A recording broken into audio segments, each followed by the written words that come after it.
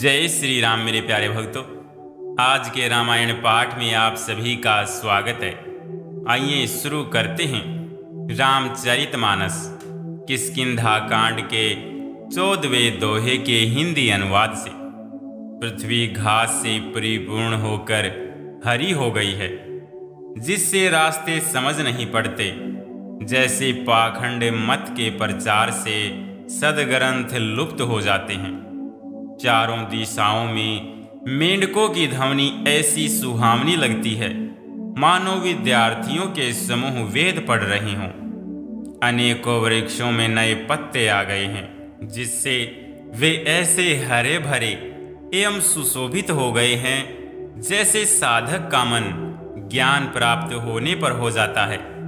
मदार और जवासा बिना पत्ते के हो गए, उनके पत्ते झड़ गए। जैसे श्रेष्ठ राज्य में दुष्टों का उद्यम जाता रहा, उनकी एक भी नहीं चलती।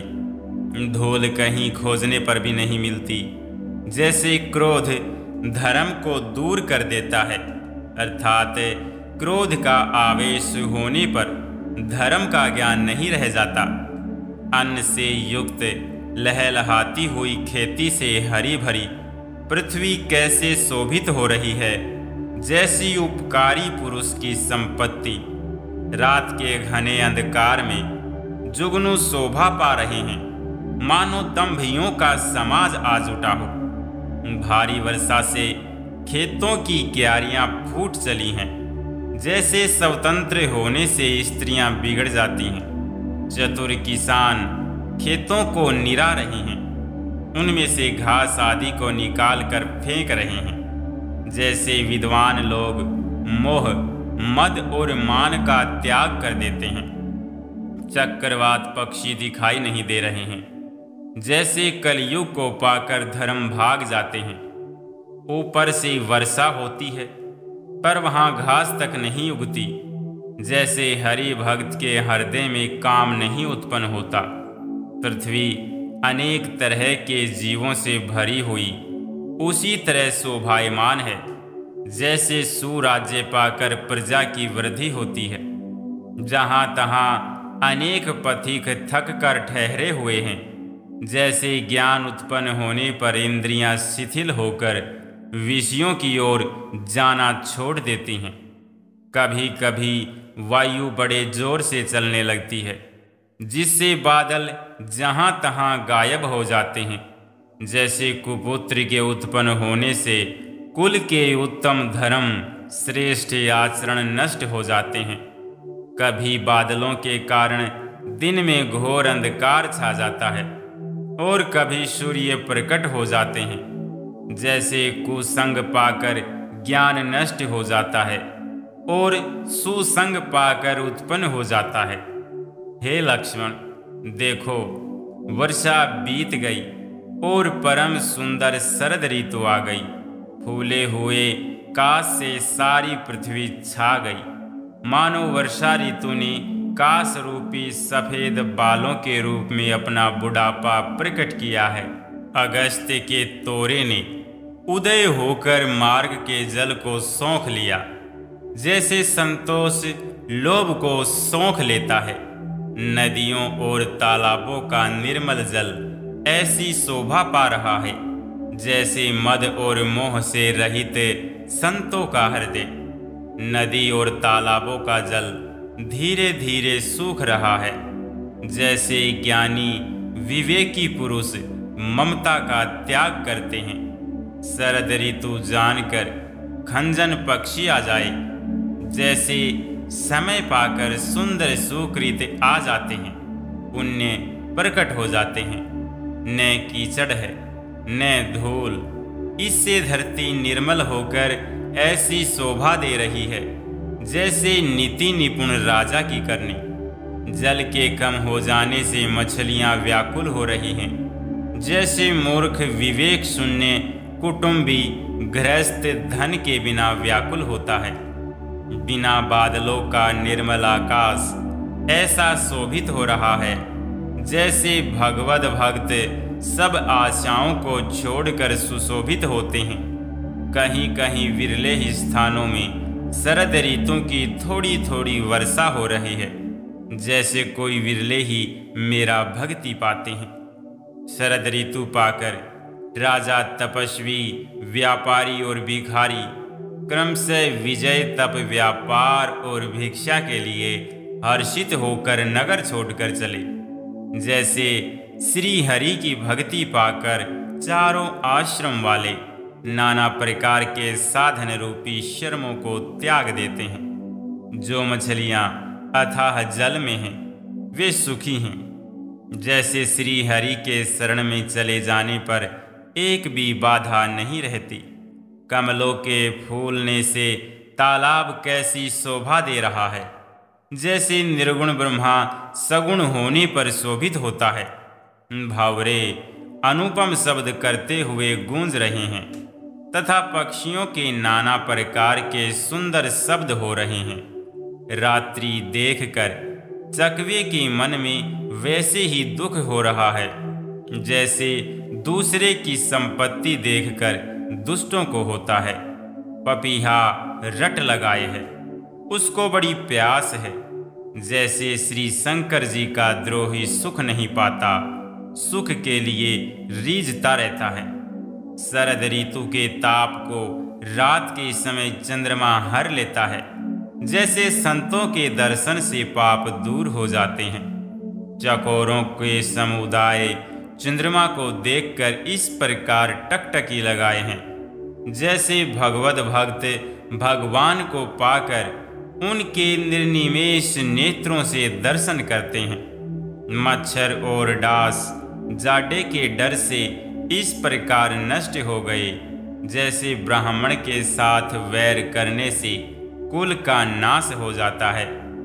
वर्षा ऋतु के कारण पृथ्वी पर जो जीव भर गए थे, वे शरद ऋतु को पाकर वैसे ही नष्ट हो गए, जैसे सद्गुण के मिल जाने पर संदेह और भरम के समूह नष्ट हो जाते हैं।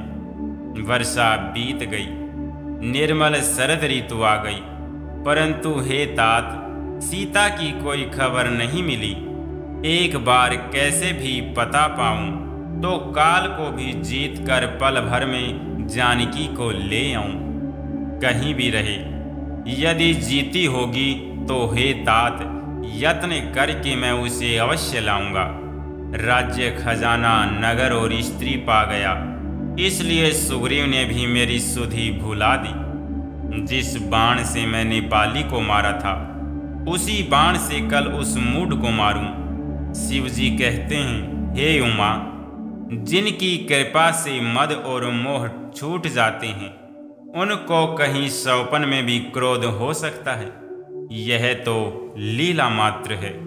ज्ञानी मुनि जिन्होंने श्री रघुनाथ जी के चरणों में प्रीति मान ली है, जोड़ ली है, वे ही इस चरित्र लीला रहस्य को जानते हैं।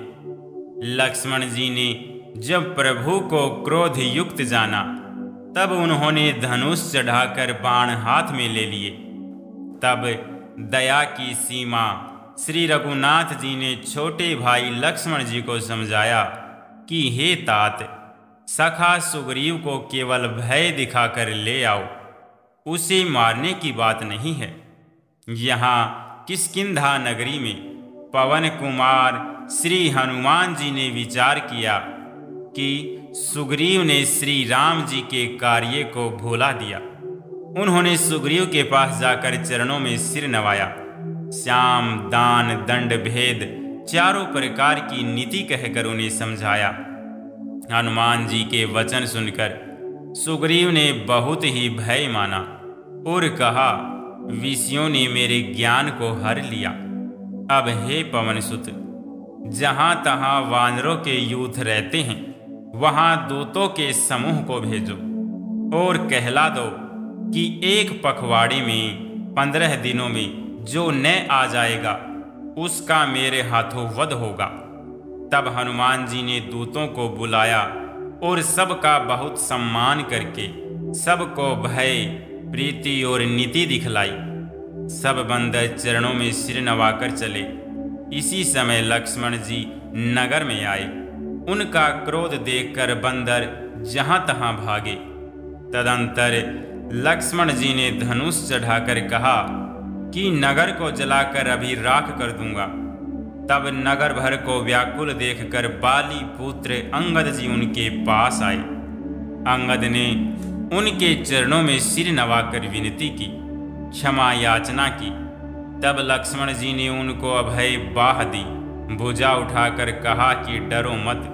सुग्रीव ने अपने कानों से लक्ष्मण जी को क्रोध युक्त सुनकर भय से अत्यंत व्याकुल होकर कहा, हे हनुमान सुनो, तुम तारा को साथ ले जाकर विनती करके राजकुमार को समझाओ, समझा बुझाकर शांत करो। हनुमान जी ने तारा सहित जाकर लक्ष्मण जी के चरणों की वंदना की और प्रभु के सुंदर यश का बखान किया। वे विनती करके उन्हें महल में ले आए तथा चरणों को धोकर उन्हें पलंग पर बैठाया। तब वानर राज सुग्रीव ने उनके चरणों में सिर नवाया और लक्ष्मण जी ने हाथ पकड़कर उनको गले से लगा लिया। सुग्रीव ने कहा, हे नाथ, विषय के समान और कोई मद नहीं है। यह मुनियों के मन में भी क्षण मात्र में मोह उत्पन्न कर देता है, फिर तो मैं विषयी जीव ही ठहरा। सुग्रीव के विनय युक्त वचन सुनकर लक्ष्मण जी ने सुख पाया और उनको बहुत प्रकार से समझाया। तब पवन सुत हनुमान जी ने जिस प्रकार सब दिशाओं में दूतों के समूह गए थे वह सब हाल सुनाया।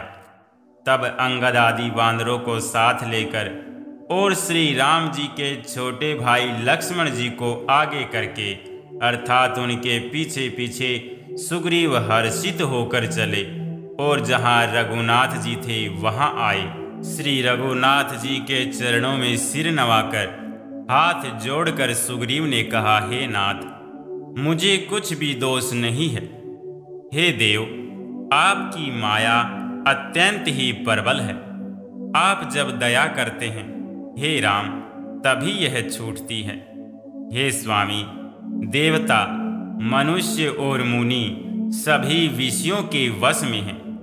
फिर मैं तो पामर पशु और पशुओं में भी अत्यंत कामी बंदर हूँ। स्त्री का नयन बाण जिसको नहीं लगा, जो भयंकर क्रोध रूपी अंधेरी रात में भी जागता रहता है, क्रोधांध नहीं होता, और लोभ की फांसी से जिसने अपना गला नहीं बंधाया। हे रघुनाथ जी, वह मनुष्य आप ही के समान है। ये गुण साधन से नहीं प्राप्त होते, आपकी कृपा से ही कोई न कोई इन्हें पाते हैं। तब श्री रघुनाथ जी मुस्कुराकर बोले, हे भाई, तुम मुझे भरत के समान प्यारे हो।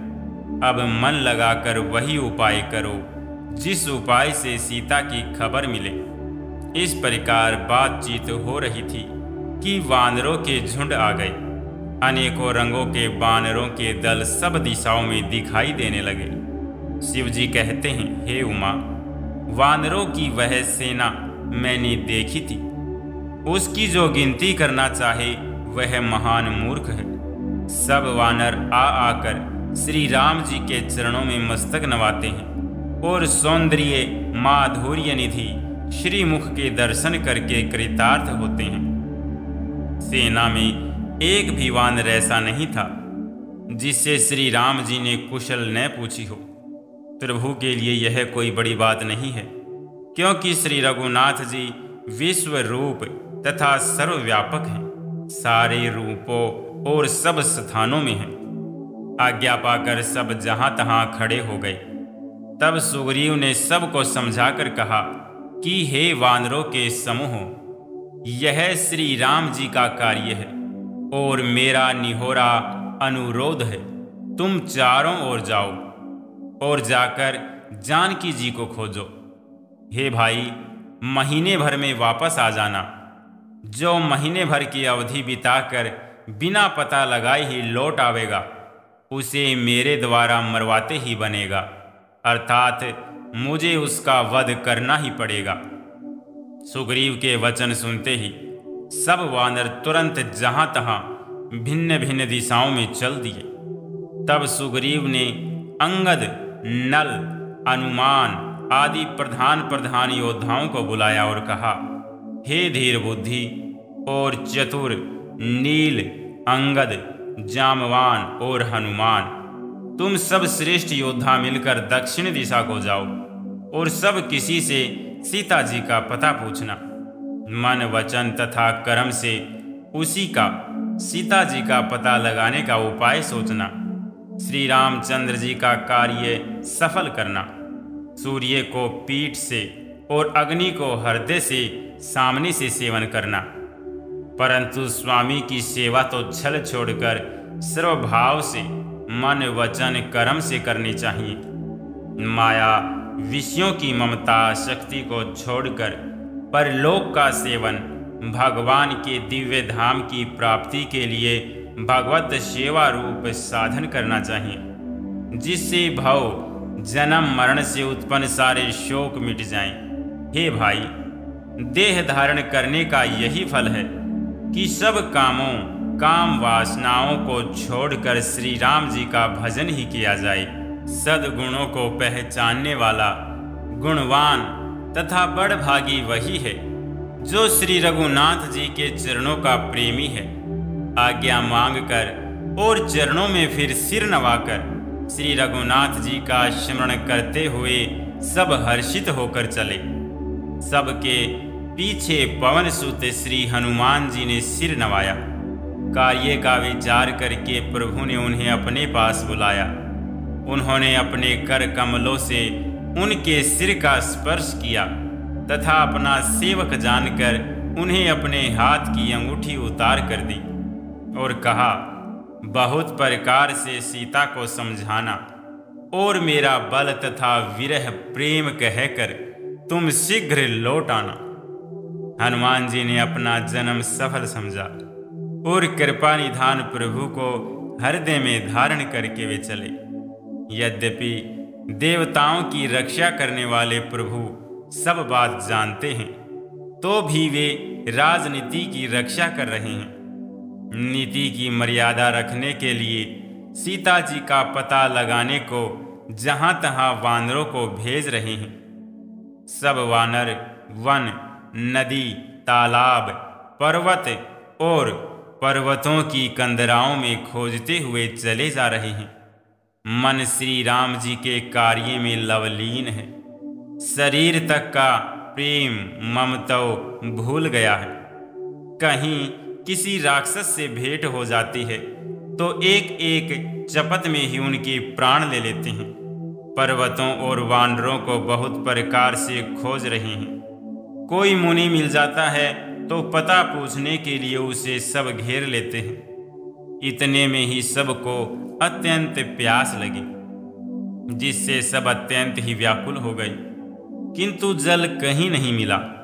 घने जंगल में सब भूला गए।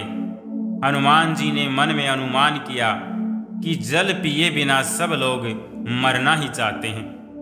उन्होंने पहाड़ की चोटी पर चढ़कर चारों ओर देखा तो पृथ्वी के अंदर एक गुफा में उन्हें एक आश्चर्य दिखाई दिया। उसके ऊपर चकवे, बगुले और हंस उड़ रहे हैं और बहुत से पक्षी उसमें प्रवेश कर रहे हैं। पवन कुमार हनुमान जी पर्वत से उतर आए और सबको ले जाकर उन्होंने वह गुफा दिखलाई। सबने हनुमान जी को आगे कर लिया और वे गुफा में घुस गए। देर नहीं की। अंदर जाकर उन्होंने एक उत्तम उपवन, बगीचा और तालाब देखा, जिसमें बहुत से कमल खिले हुए हैं। वही एक सुंदर मंदिर है, जिसमें एक तपोमूर्ति स्त्री बैठी है। दूर से ही सबने उसे सिर नवाया और पूछने पर अपना सब वृतांत कह सुनाया। तब उसने कहा, जल पान करो और भांति भांति के रसीले सुंदर फल खाओ। आज्ञा पाकर सबने स्नान किया, मीठे फल खाए और फिर सब उसके पास चले आए। तब उसने अपनी सब कथा कह सुनाई और कहा, मैं अब वहां जाऊंगी जहां श्री रघुनाथ जी हैं। तुम लोग आंखें मूंद लो और गुफा को छोड़कर बाहर जाओ। तुम सीता जी को पा जाओगे, पछताओ नहीं, निराशा न हो।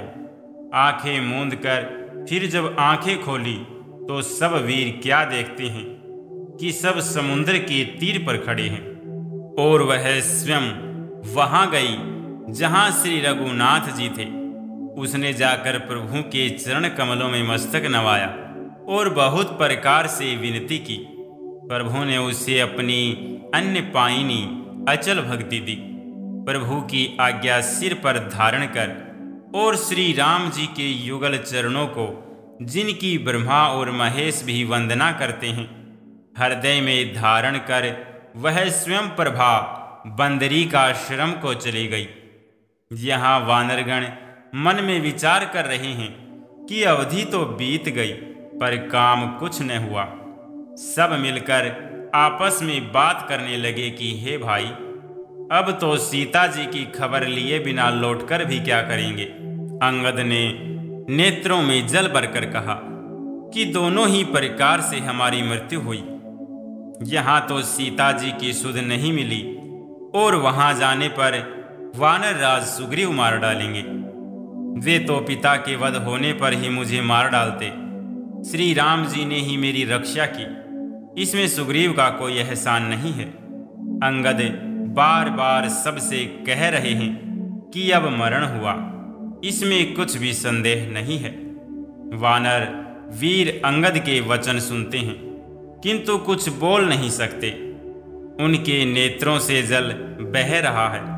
एक क्षण के लिए सब सोच में मग्न हो रहे हैं। फिर सब ऐसा वचन कहने लगे, हे सुयोग्य युवराज, हम लोग सीता जी की खोज लिए बिना नहीं लौटेंगे। ऐसा कहकर लवण सागर के तट पर जाकर सब वानर कुश बिछाकर बैठ गए। जामवंत ने अंगद का दुख देखकर विशेष उपदेश की कथाएं कहीं।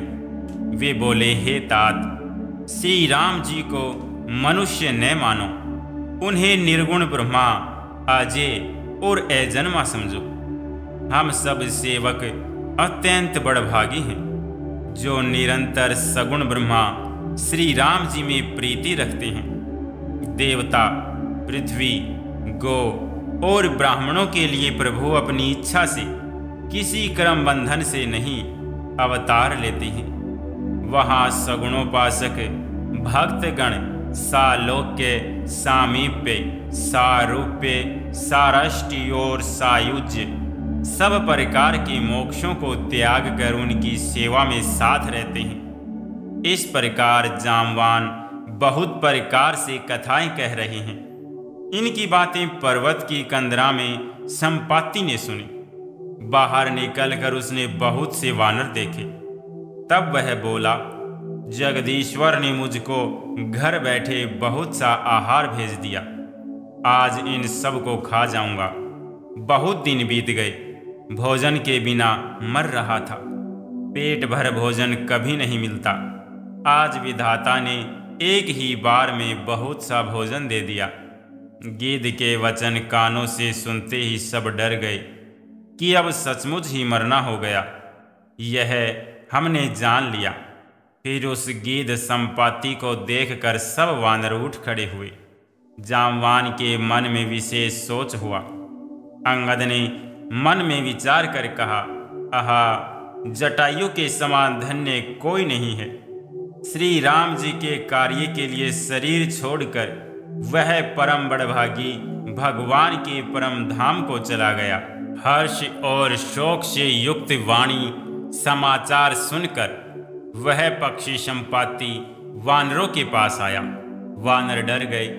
उनको अभय करके अभय वचन देकर उसने पास जाकर जटायु का वृत्तांत पूछा। तब उन्होंने सारी कथा उसे कह सुनाई। भाई जटायु की करनी सुनकर संपाति ने बहुत प्रकार से श्री रघुनाथ जी की महिमा वर्णन की।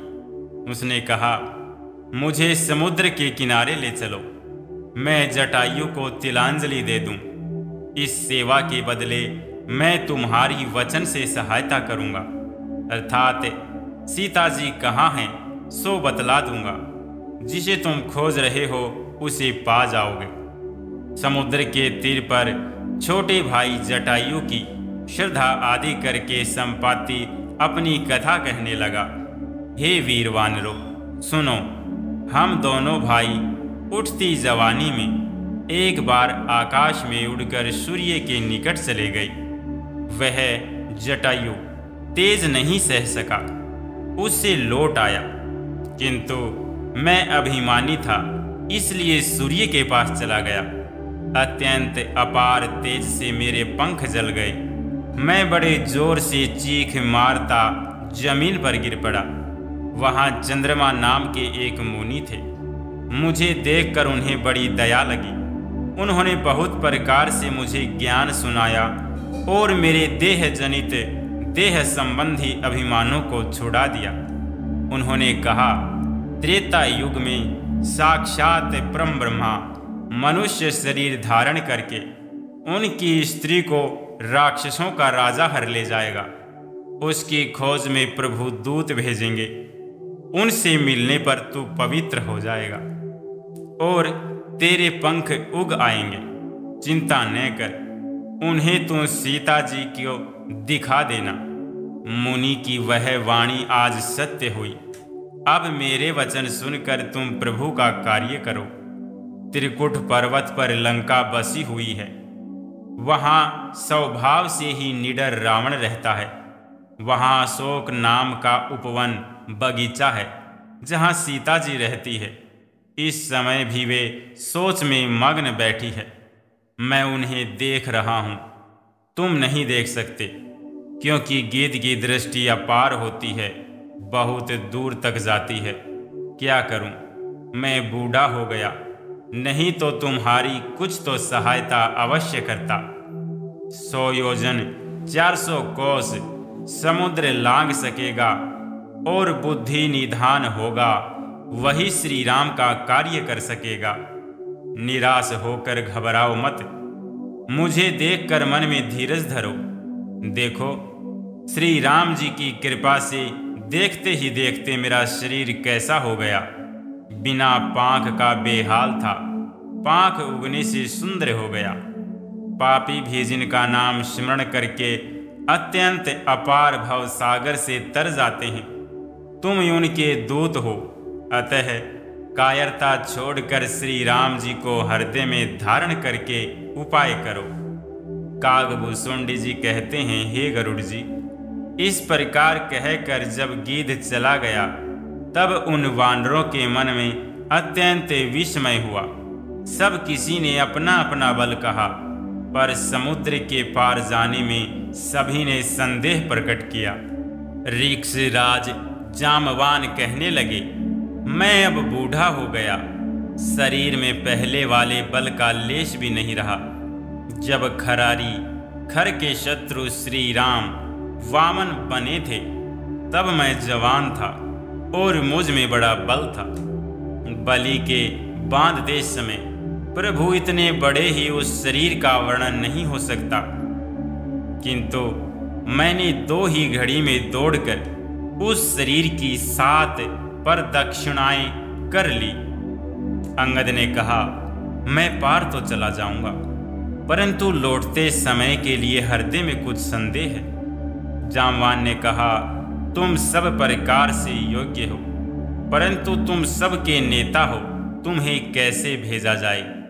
ऋक्षराज जामवान ने श्री हनुमान जी से कहा, हे हनुमान, हे बलवान, सुनो, तुमने यह क्या चुप्पी साध रखी है। तुम पवन के पुत्र हो और बल में पवन के समान हो। तुम बुद्धि, विवेक और विज्ञान की खान हो। जगत में कौन सा ऐसा कठिन काम है जो हे तात तुमसे न हो सके। श्री राम जी के कार्य के लिए ही तो तुम्हारा अवतार हुआ है। यह सुनते ही हनुमान जी पर्वत के आकार के अत्यंत विशाल काय हो गए। उनका सोने का सा रंग है, शरीर पर तेज सुशोभित है, मानो दूसरा पर्वतों का राजा सुमेरु हो। हनुमान जी ने बार बार सिंहनाद करके कहा, मैं इस खारे समुद्र को खेल ही में लांघ सकता हूँ और सहायकों सहित रावण को मारकर त्रिकुट पर्वत को उखाड़ कर यहाँ ला सकता हूँ। हे जामवान, मैं तुमसे पूछता हूँ, तुम मुझे उचित सीख दो कि मुझे क्या करना चाहिए। जामवान ने कहा, हे तात, तुम जाकर इतना ही करो कि सीता जी को देखकर लौट आओ और उनकी खबर कह दो। फिर कमल नयन श्री राम जी अपने बाहुबल से ही राक्षसों का संहार कर सीता जी को ले आएंगे। केवल खेल के लिए ही वे वानरों की सेना साथ लेंगे। वानरों की सेना साथ लेकर राक्षसों का संहार करके श्री राम जी सीता जी को ले आएंगे।